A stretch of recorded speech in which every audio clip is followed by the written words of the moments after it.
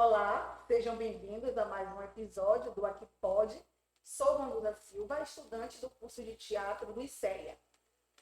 Boa noite. E aí, galera, tudo bom? Me chamo Marco Ariel Lopo, também sou estudante do curso de teatro aqui do ICEA. E uma perguntinha, Vanusa. Aqui pode mesmo? Aqui pode tudo. Então, estamos com a convidada para lá de especial. Ela é psicóloga, docente, pesquisadora. Ela também é especialista em gênero e saúde mental. Estamos falando de Iris Araújo.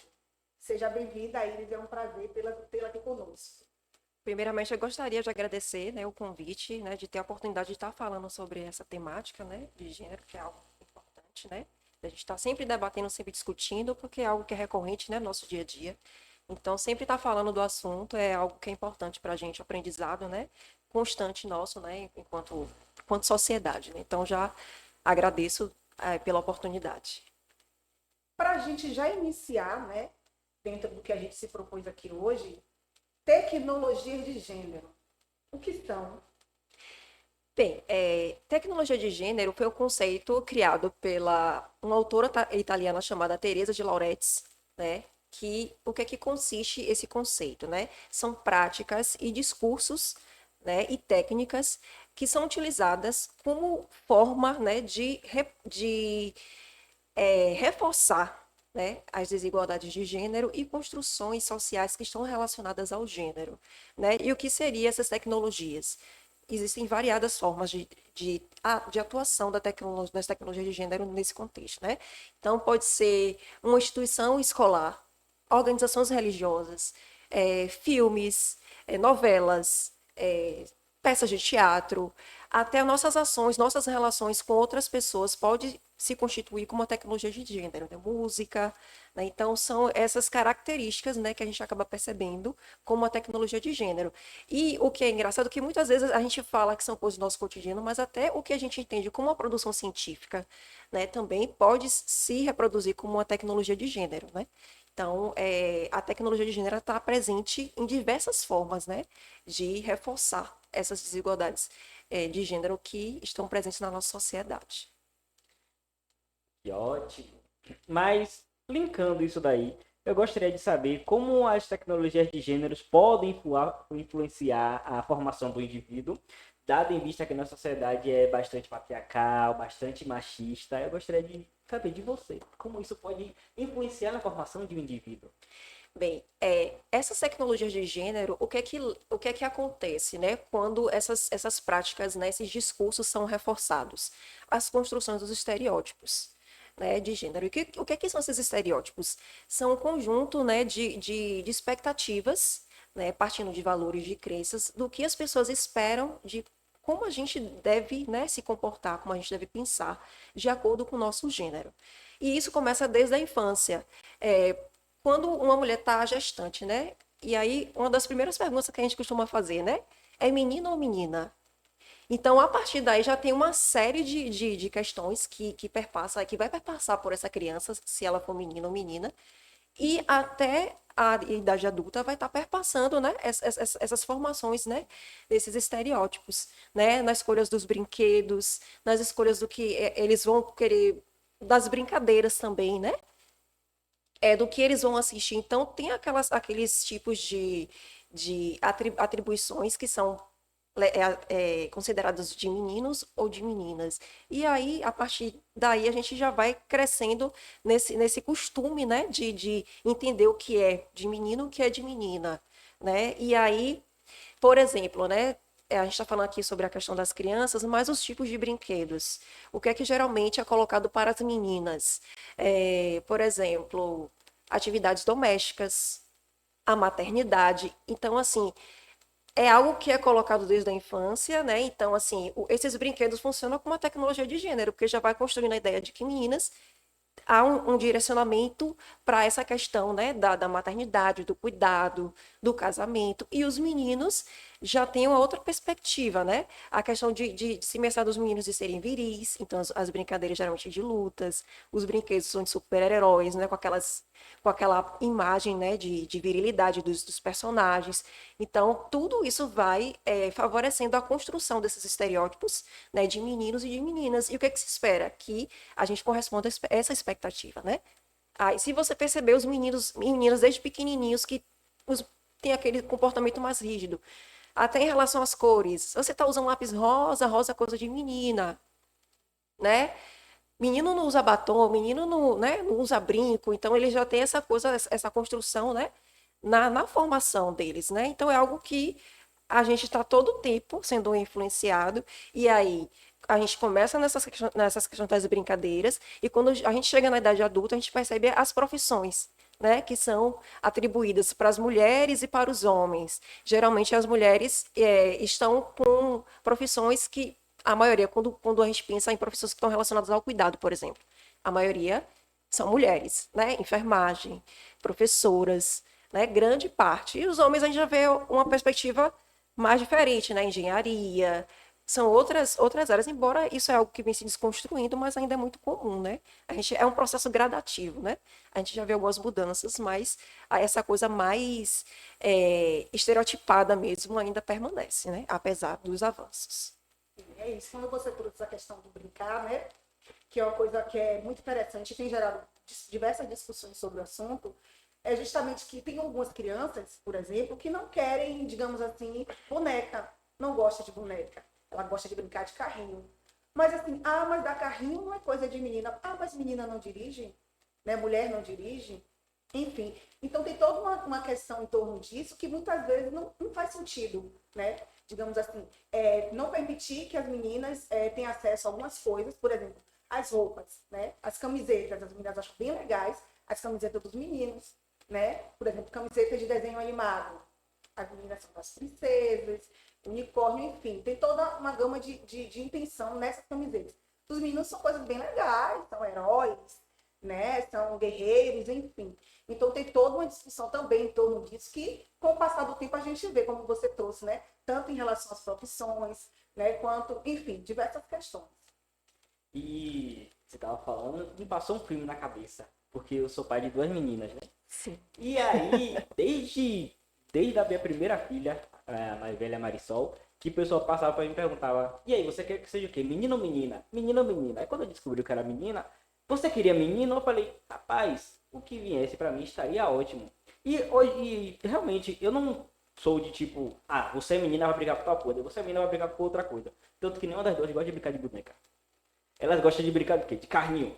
Se pegar a panela para fazer de bateria, pega a panela para fazer de bateria. Elas gostam de brincar com coisas abstratas. Elas não seguem um dogma, uma coisa assim. Embora a minha família toda goste de dar carrinho, carrinho, carrinho. Eu pego, um aviãozinho, dou um carrinho de controle remoto, que foi um erro desse carrinho de controle remoto, porque foi praticamente tiro no lixo.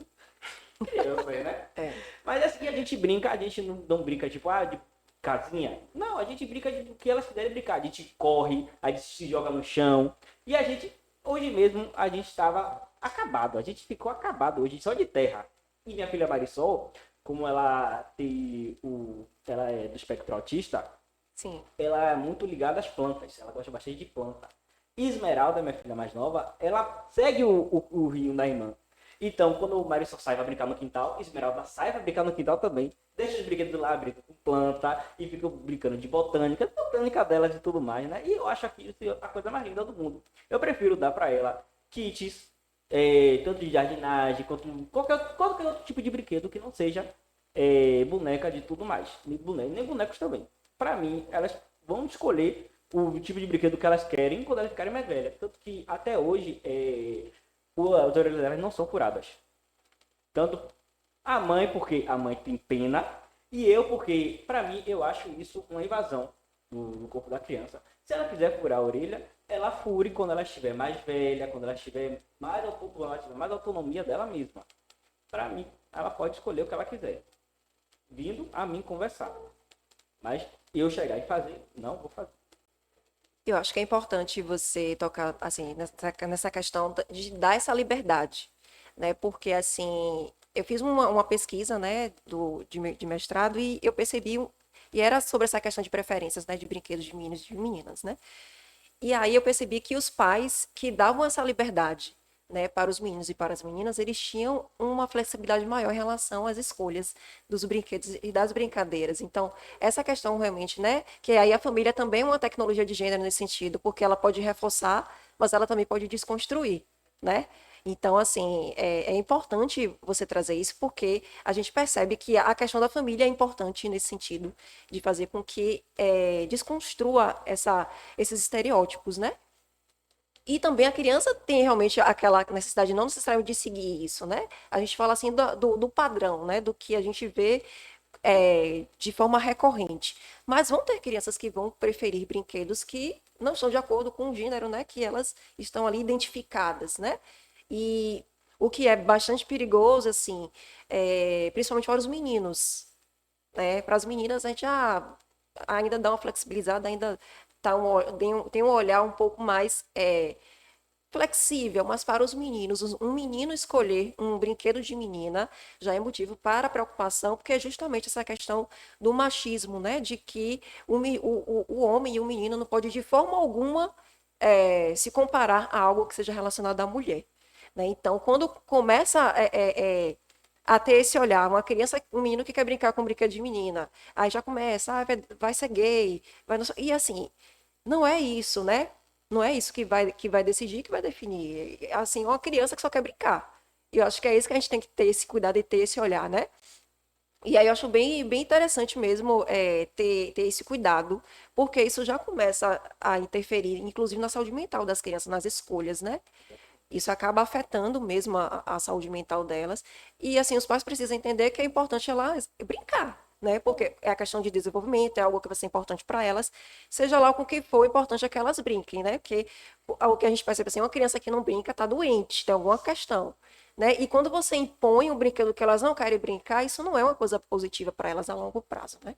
Então, acho que é bem importante você colocar, né, em relação às suas filhas, delas terem essa possibilidade, né, de experienciar outras coisas, né, outras possibilidades daquilo que o mercado já coloca como algo já definido, né, do que é de menino, que é de menina, né? Então, eu acho que você está fazendo um caminho bem interessante.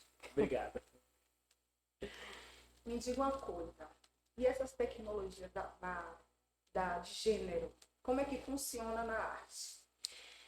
Bem, nossa, teria tanta coisa para falar, né? Mas, assim, eu pensando assim, eu peguei exemplos, dois exemplos, né? Mas a gente pode estender para outras questões, né? É, eu pensei, por exemplo, né, na princesa Ariel, né? Na sereia, né? Ariel, tá vendo a coincidência? Eu não sabia, né? Nem tinha lembrado que seu nome era Ariel, mas assim, eu já tinha pensado nela como uma forma, né, da gente refletir, né, como é que essa questão da arte pode estar funcionando como uma tecnologia de gênero e reforçando, né, esses tipos de estereótipos, né, em relação a meninas e meninos, homens e mulheres, né, porque gênero a gente não pode falar só de mulher, são homens também, né? Então, é um exemplo assim que eu achei bem, bem interessante, porque ela é uma sereia, se apaixona por um humano, e aí, para ela poder conquistar essa pessoa, a bruxa coloca uma condição para ela, né? Que para ela poder se tornar humana, ela vai ter que perder a voz. E aí, o que eu acho bem, bem interessante é assim, tem uns serizinhos, eu acho, que acompanham ela, ela toma essa decisão, né, ela abre mão da vida que ela tinha antes para poder ir em busca dessa pessoa, né?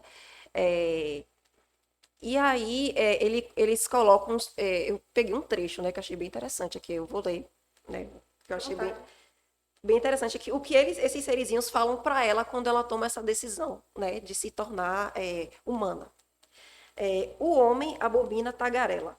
Garota caladinha, ele adora. Se a mulher ficar falando o dia inteiro fofocando, o homem se zanga. Diz adeus e vai embora. Não, não vá querer jogar a conversa fora, que os homens fazem tudo para evitar. Sabe quem é mais querida? É a garota retraída e só as bem quietinhas vão casar. Então, assim, fica muito clara essa questão do reforço de estereótipos, que a mulher, ela tem que ser silenciada em uma relação, né? Ela abre mão da vida dela, e para ter essa pessoa, ela tem que silenciar. E a gente vê no dia a dia quantas mulheres, elas se silenciam, né, em um relacionamento, para ter aquela pessoa do lado, porque para nós mulheres, desde a infância, é colocada a ideia, né, de que a nossa vida gira em torno de um homem, né? Falando assim das relações heterossexuais, né? Que é colocada como um padrão hegemônico. Então, assim, é filme, é peça, né? Tem várias perspectivas aí da Ariel, porque é uma coisa, é bem famosa, né? Tem um filme até recente, né? Mas eu não assisti, né? Não poderia falar mais sobre o filme, que já traz uma perspectiva aí de raça, mas a gente aqui no momento só falando de gênero, né? Então traz esse reforço assim de que para a mulher ela tem que abrir mão dela mesma para viver em torno de um homem, né? E o que a gente vê aí isso a todo tempo, que muitas mulheres passam por tipos de abusos, de violências para manter aquele relacionamento, né? Fica lá, silencia, porque prefere até às vezes estar em um relacionamento tóxico, abusivo, do que estar sozinha. Então, isso é um reforço que é muito recorrente. A Pequena Sereia é uma tecnologia de gênero que reforça muito essa ideia, né? Então, foi algo que eu achei que era bem interessante trazer, porque acaba transcendendo não só a esfera de um desenho, mas também, né, de outras, de filme, né, de peças de teatro, porque é muito comum ter essas peças, né, principalmente para as crianças, né? Então, foi algo realmente que eu lembrei bastante. Agora, assim, em relação aos meninos, tem vários tipos de estereótipos também, mas eu pensei muito no Peter Pan, né? Porque o Peter Pan, ele é um menino que vive lá na Terra do Nunca e ele nunca quer crescer. E assim, a gente percebe que existem algumas situações, né, de homens que são vistos como homens, mas tem certas situações que são tratados como meninos, né? E por ter esse tratamento de meninos, então acaba tendo esse um comportamento de não ter responsabilidades, de não querer se tornar um adulto. A gente vê vários exemplos, né? Aí eu lembrei até do próprio Michael Jackson, né? Que se identificava muito com o Peter Pan, mas aí já traz outra história da infância dele, né? Que ele teve que, de uma certa forma, ter uma vida de adulto muito cedo, e eu acho que meio que ele queria retornar a ter essa coisa da infância, né? Mas aí uma outra história, mas assim, eu penso muito nessa questão das mulheres sempre terem uma responsabilidade e alguns homens se isentarem, né? Principalmente quando é a questão de um cuidado. Não estou dizendo que são todos, né? Tem as exceções. Mas, assim, tem até uma parte da psicologia que fala dessa questão da síndrome do Peter Pan. E a gente vê que são a questão dos homens, justamente, que tem esse tipo de comportamento porque não querem crescer, querem ser eternas crianças. E aí, o Peter Pan tem essa ótica de uma tecnologia de gênero que reforça essa ideia, né? Porque mulheres, por exemplo, as pessoas falam, as adolescentes, por exemplo, são mais maduras do que os meninos adolescentes, têm a mesma idade. Não necessariamente. Para a gente é sempre colocada a responsabilidade muito cedo. E os meninos são poupados de um certo modo. E assim vai crescendo, né? De se isentar de certas atribuições de cuidado, de certas responsabilidades. Então, assim, o homem às vezes se torna dessa maneira, não é porque ele quer, mas é porque é reforçado isso nele também, né? E aí, um outro exemplo também que eu pensei assim, em relação aos homens são essa questão mesmo da virilidade, né? Dos personagens que têm essa ideia de serem fortes, serem corajosos. E essa ideia de não ter uma questão de uma afetividade, de não demonstrar sentimentos. Então, assim, os meninos sofrem muito porque tem essa questão de não demonstrar sentimentos, de não demonstrar afetividade.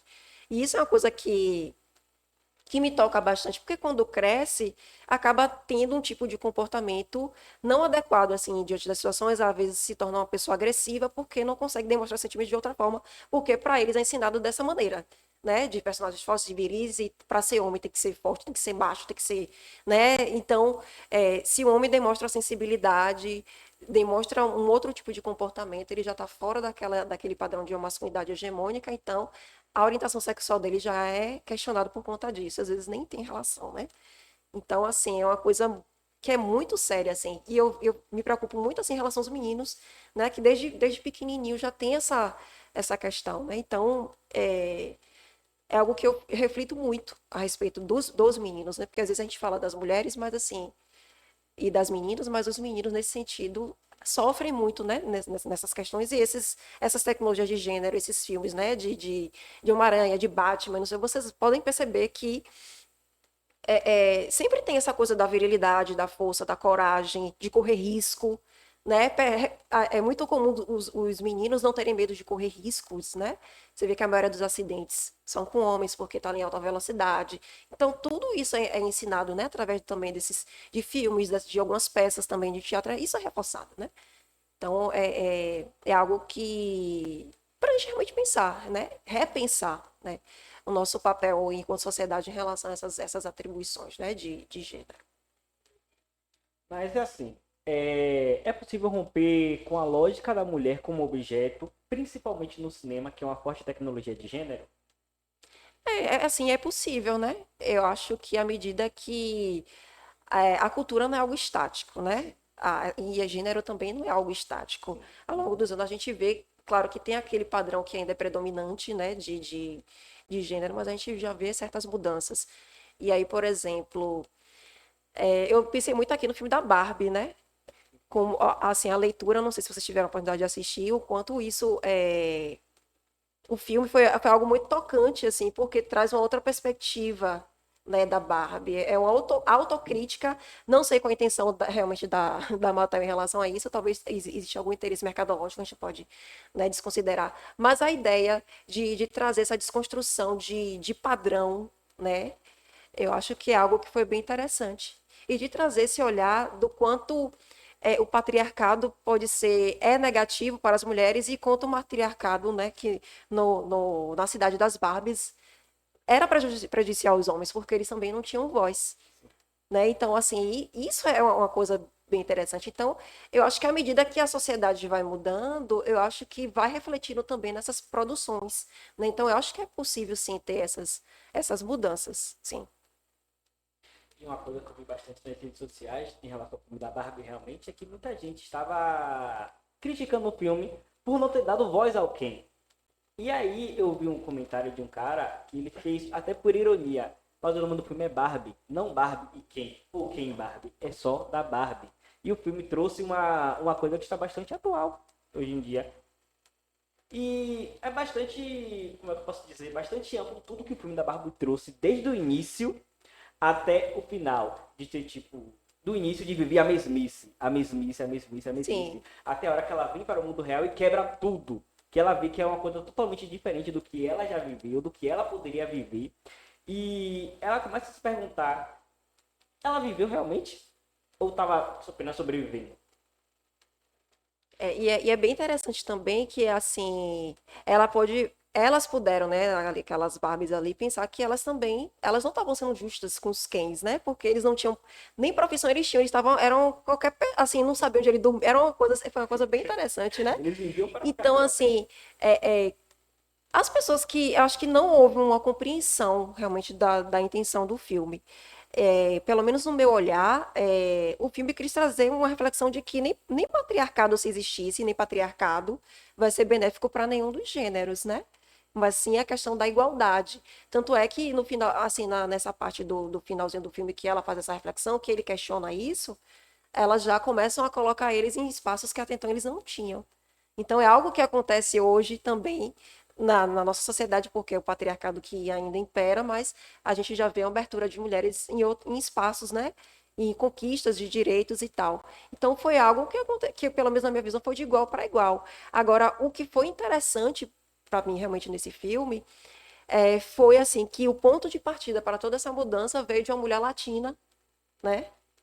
Então, assim, de um estereótipo totalmente negativo em relação aos Estados Unidos. Então, foi a partir dela que começou essa mudança. Então, foi a partir dela que veio todo esse movimento de mudança da Barbie. Então, achei super interessante. As pessoas não falam sobre Glória, né, que é o nome da personagem, mas ela foi essencial para toda essa mudança. Uhum. Né? Então, ser de uma mulher latina, de ter esses estereótipos realmente negativos. Então, foi uma coisa bem, bem interessante, bem bacana. E assim, eu amei todo esse burburinho, né? Porque, de certa forma, teve pessoas que foram incentivadas a assistir, né? A partir do momento que começou toda essa movimentação sobre o filme, essas discussões, né, sobre o filme. E assim, eu achei muito interessante, porque, assim, além disso, né, outras pessoas que não conseguiram ter o olhar que uma outra pessoa teve sobre o filme, começou a debater com outras pessoas que tiveram visões diferentes. E a partir disso também, começaram também a olhar para outras coisas que não tinham observado, né? Então, assim, muitas pessoas trouxeram sua visão sobre o filme, que compreendeu sobre o filme, e outras pessoas trouxeram outra totalmente, tipo assim, não totalmente diferente, né? Mas não viram coisas, elementos totalmente importantes que tinham no filme e que não conseguiram enxergar. Mas a partir da discussão, do debate, digamos assim, conseguiu ter toda essa noção, né, qual seria a proposta mesmo do filme, né? O que é que o filme queria trazer, ou não querer trazer, mas de uma certa forma abordar, né? Enfim, eu achei muito interessante também toda essa discussão que gerou nas redes, principalmente, né? Nas redes sociais, enfim. Foi muito, muito massa. E é impressionante, assim, quando assim, eu percebi os comentários dos homens, eles não, assim, alguns não conseguiram compreender o quanto eles ficaram doídos com isso, né? Que as pessoas acham, é masculinidade frágil. Mas, assim, o homem tem essa questão desse lado, né? E aí, se a gente for parar para pensar, assim, no nosso contexto, né? Salvador, Bahia. É sempre recorrente eu ver questões, assim, em relação a essa virilidade, de ter essa defesa, de defender a sua virilidade. Eu estava outro dia no ônibus, e aí um passageiro ia descer, e aí ele virou pro motorista e falou assim: motorista, abra o fundo. Nós, quanto baianos, soteropolitanos, a gente pensou que na hora, lá ele, né? Foi lá ele. E foi o que ele falou: o motorista abriu a porta, lá ele. Aí todo mundo começou a rir. Então, assim, a gente vê isso o tempo todo. Teve uma outra situação que me chamou muita atenção, assim, que eu não conseguia a priori entender o que estava acontecendo. Eu vim entender depois, quando eu vi o comentário de uma pessoa. No mês passado não, que estamos em dezembro e outubro, teve o eclipse solar, não foi? Uhum. E aí, algumas pessoas começaram a filmar algumas páginas no Instagram, e eu fui, né, por curiosidade de ver se estava realmente acontecendo, né? Como é que estava essa questão do eclipse. E o que me chamou então, assim, a atenção, quando eu entrei lá para poder assistir que estava sendo filmado ao vivo, eu comecei a ver um monte de lá ele. Lá ele, lá ele, lá ele. E eu ficava sem entender, gente, por que as pessoas estão colando com lá ele? Eu não tava conseguindo compreender o porquê. E aí, depois que eu fui vendo um comentário, a lua já está entrando no sol, lá ele. Aí eu fiquei, gente, como as pessoas levam essa questão tão a sério, né? Eu tenho uma autora aqui, que é a Valesca Casaneiro, ela fala assim dessa questão do homem em relação à sua sexualidade, que fala assim de fechar, né, lá o ânus. Então, assim, o baiano encontrou uma forma assim de qualquer coisa para se proteger disso. Então, o lá ele é uma coisa que blinda, né? O lá ele blinda de qualquer possibilidade de ser atacado, né? Digamos assim, de ser afetado com qualquer tipo de situação que se remeta a essa questão mesmo, né? De sexual mesmo, né? E, assim, faz algumas horas que eu entrei também em um site, numa página, que tinha uma imagem de um Papai Noel. E o Papai Noel, assim, o formato que tinha um formato de pênis. E aí o administrador botou assim, que o espírito natalino entra em vocês. Eu já sabia o que, é que eu ia ver, né? Quando eu entrei, lá ele 1000 vezes, lá ele, lá ele. E lá ele, assim, os homens, a maioria dos homens estão se blindando. Então aí a gente percebe o quanto, assim, essa questão da masculinidade, pensando aqui no nosso contexto, quanto mexe. Né? E quanto essa é uma forma que agora já está tomando o Brasil, para quem consegue compreender, que nem todos ainda entendem, né? Uhum. Do quanto essa questão da masculinidade frágil afeta, né? Porque alguém falar algo assim, não vai acontecer nada com você. Mas o imaginário é tão forte, essa questão de reafirmar a masculinidade é tão forte, que aí vem esse termo lá ele para poder eles se sentirem mais blindados de qualquer tipo de possibilidade de ter algum ataque sexual de algum outro homem, né? Então é algo que a gente para realmente para pensar a respeito disso. Como isso a gente, assim, ao meu olhar, por exemplo, a gente, mas não tem problema, mas para o homem, isso é importante. Para um baiano, para um soteropolitano, é importante falar lá ele, porque ele vai se sentir ali blindado, então tá tudo certo. Né? Não, e o mais engraçado é que o Laíle agora está servindo para todo mundo. As mulheres também usam bastante Laíle. Então, assim, venha de lá, não venha não, que para mim não dá, né? Enfim. Então tem toda também essa questão também que hoje em dia não tem mais assim, mas claro, mais forte nos homens, né? mas as mulheres também já aderiram, né, ao Laele, está todo mundo usando, né, tranquilamente, né? O importante é se blindar de qualquer coisa que possa vir. Exatamente. Aí podemos pensar em Nula L como uma tecnologia de gênero, né? Porque é um discurso, uma É uma verbalização, narrativa, né? né? Também funciona como uma tecnologia de E às gênero. vezes sai sem sair, sem a gente pensar. Eu penso, essa situação do ônibus, quando o motorista assim, o passageiro falou, motorista abre o fundo, eu pensei lá, eu fiquei, ele vai dizer lá ele. E o motorista abriu a porta e falou lá ele, na hora. Então, é uma coisa que já está entranhada na nossa Exatamente, cultura, porque né? uma vez que eu pedi uma pizza, né? E aí o motoboy ele errou. Aí ele falou, rapaz, eu entro aonde? E veio automaticamente lá ele. Aí ele acabou de dar ele. Ele deu risada. Aí toda vez que eu pedia pizza lá, ele falava o hino do lá ele. Vocês mudaram meu nome lá de barco pra lá ele. Mas, Ai, assim, uma coisa que é realmente importante pensar é nessa questão realmente do machismo, é que, assim, muitas vezes a gente acha que as mulheres são assim, obviamente, por estarem em um lugar de desigualdade em relação aos homens, sofrem com o machismo, mas os homens também sofrem, né? Você vê que é uma coisa que aparentemente, né? Mas o quanto isso afeta, o quanto toca os homens, né? E que a gente também precisa ter esse olhar sobre os homens também, né? Do quanto isso também afeta a saúde mental deles, em termos de não só em relação à sexualidade, mas essa demonstração também de sentimentos, essa questão do trabalho também, né? O quanto isso é importante para o homem, né? Como é uma questão identitária para o homem. Então, assim, o modo como o machismo é colocado também para os homens é algo que gera muito sofrimento também. E aí a gente precisa também ter esse olhar, né? Nós enquanto mulheres, também temos esse papel, né? É vice-versa, lá e cá, né? Enquanto sociedade, é uma construção que é mútua, né? De a gente ter esse olhar também em relação aos homens. Então é isso. Eu quero agradecer, né, por você ter aceitado o nosso convite, ter vindo aqui trocar um pouco com a gente. Também esclarecer algumas coisas para a gente que também era novidade, né? Por mais que a gente, né, entenda sobre o tema, veja alguma coisa sobre o tema, mas tem muita coisa para a gente ainda que é incógnita, que a gente também não consegue prever. Então, muito obrigada por ter vindo.